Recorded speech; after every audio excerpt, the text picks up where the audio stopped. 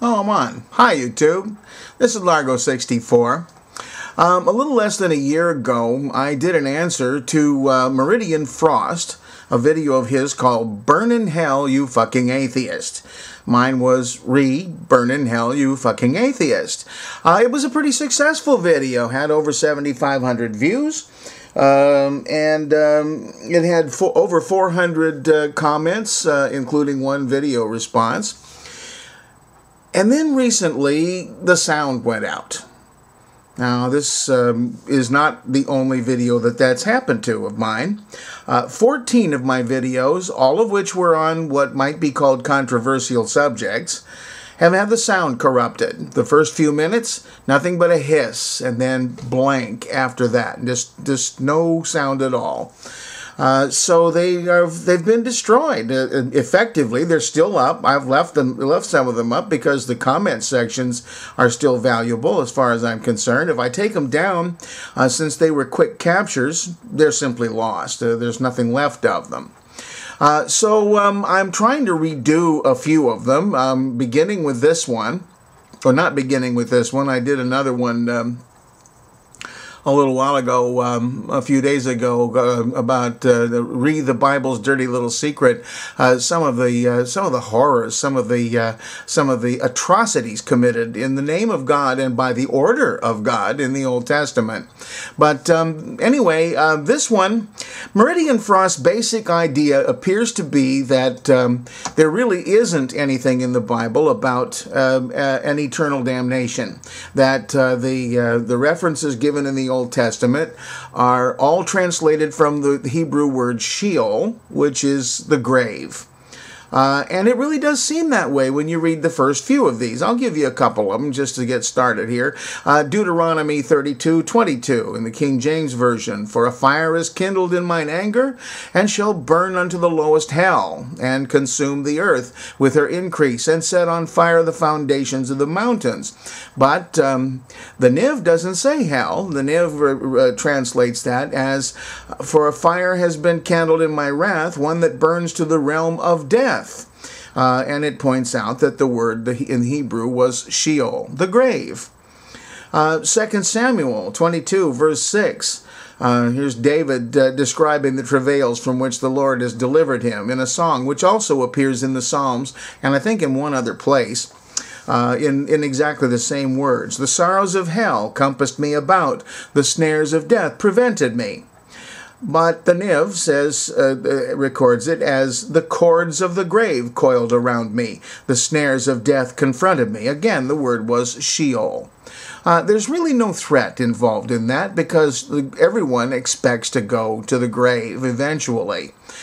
So to threaten you with the grave is like saying, you're going to get yours someday. You're going to die. Well, what the hell? We're all going to die.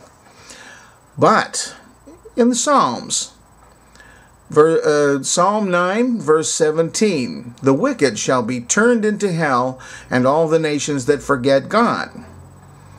Now the Niv says the wicked shall return, and the wicked return to the grave, and all nations that forget God. And again reminds us that the word is Sheol.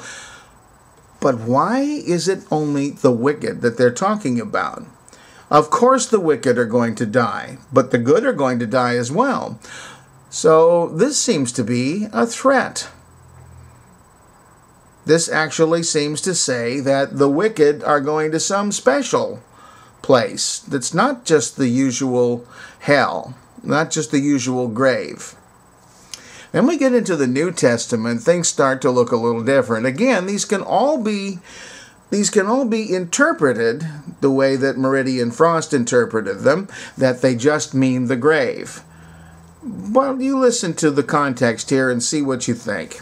Matthew 5, verse 22, but I say unto you that whosoever is angry with his brother without a cause shall be in danger of the judgment, and whosoever shall say to his brother, Raka, which is an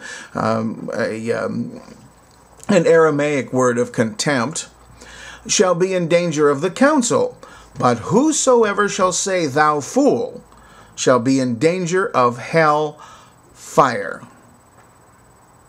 Not talking about going into a hole in the ground. He's talking about burning in hell.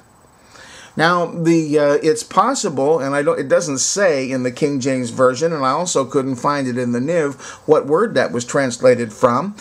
In the New Testament, often the word hell is translated from either Hades, which was the Greek word for the realm of the dead, again, just the grave, or from Gehenna, or Gehinnom, which is a Hebrew term.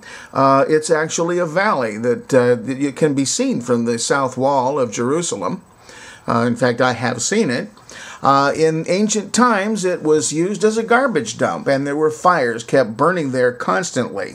And if you were a good person, supposedly, you would be put in the grave, in a tomb or in the ground. But if you were a criminal, your body could be thrown into the valley of Gehenna, to be burned and consumed. So maybe this is only a reference to being consumed in a fire, but maybe there really is a threat there. Matthew 5, verse 29, "And if thy right eye offend thee, pluck it out, and cast it from thee. For it is profitable for thee that one of thy members should perish, and not that thy whole body should be cast into hell." And again, this is probably the flaming Gehenna. There is an implied threat there. This is not just being cast into the grave. You wouldn't want to gouge out one of your eyes rather than go to the grave, which is where everybody expects to go anyway. Matthew 10, verse 28, "And fear not them which kill the body, but are not able to kill the soul. Rather fear him which is able to destroy both the soul and body in hell." Again, this is the hot, fiery version of it. Matthew 18, verse 9, "And if thy eye offend thee, blah, blah, blah, rather than having two eyes be cast into the hell fire." Now, in Matthew 23, in the verse 33, in the King James Version, Jesus is saying, "Ye serpents, ye generation of vipers, how can ye escape the damnation of hell?" Now, he's not just talking about going into the grave. It seems rather obvious here. This is because that's not a threat. He's telling these people that they are going to be damned. They are cursed. And the grave is not a curse, but hell fire could be. And here the word is Gehenna, a valley, the valley I spoke of before.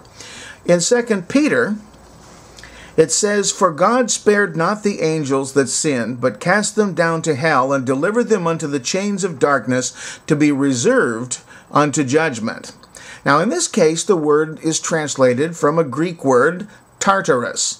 Now, Tartarus was a place in Hades, a place of a dungeon, an abyss, a place of torment where people resided until judgment.